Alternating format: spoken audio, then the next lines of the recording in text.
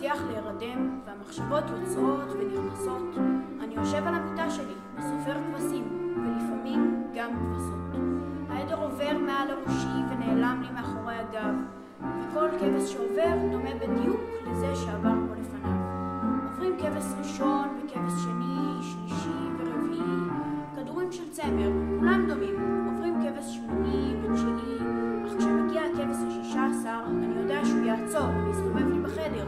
אני מבין שאין לו עניין להמשיך עם העדר, אז אני לוחש לו, נו כבש, תזוז, תן לי פעם לספור את כולם.